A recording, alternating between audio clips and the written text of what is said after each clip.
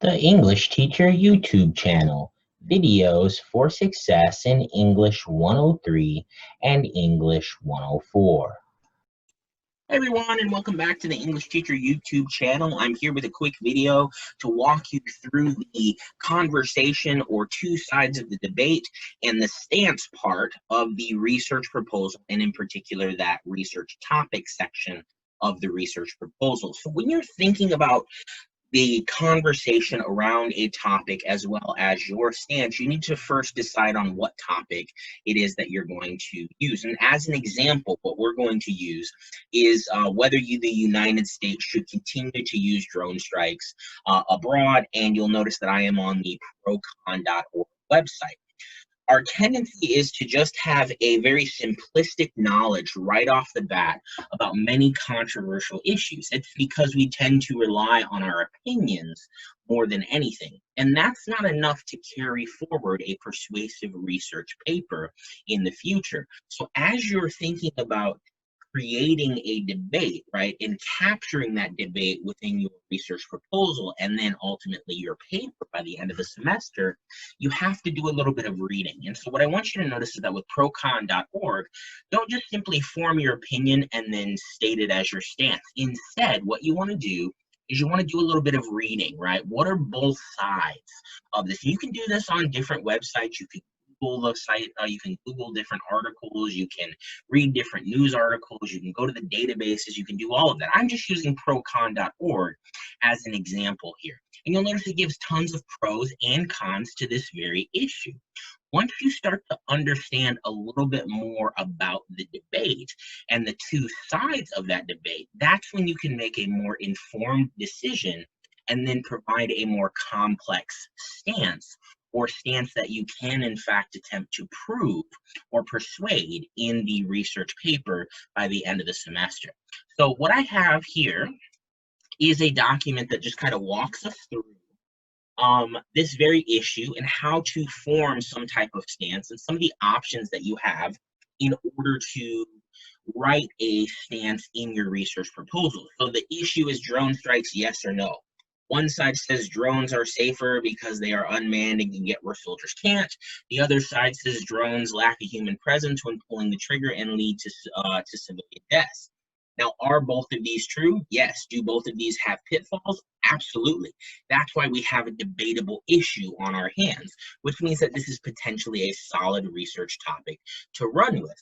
You have multiple options that you can follow when it comes to creating your stance. Maybe you agree completely with side one. Maybe you agree completely with side two. Well, you can construct thesis statements or stances for your proposal that shows us you understand one side but agree with the other. And that's what number one and number two do on this document that I have up on the screen here. So number one says, even though drones may lack a human presence, the U.S. military should continue to use them to avoid putting soldiers in dangerous situations. So essentially, it's saying, I see that side one or side two is an issue, but I agree more with side one. The second statement here, even though drones cannot or can get where soldiers can't, the U.S. military should stop using them because they lack a human presence that can lead to more civilian deaths. Essentially, this says, I see side one, but I agree more with side two. So that's one way that you can go about these stances. Or you agree with one side or you agree with the others. But a lot of students, and this is a good thing, a lot of students find that they don't agree completely with one side and don't agree completely with the other because they see it in a little bit more of a complex light. So in that case, there's a third option that you can go with, which is acknowledge that side one and side two exist, but also that there's another issue that's not necessarily being taken into account. And that would be option three right here. So it would be, since drones can lead to more civilian deaths and are unmanned, meaning they protect our soldiers, right? So that's both sides presented. The military should continue to use them. So it seems as if it's siding more with side one, okay?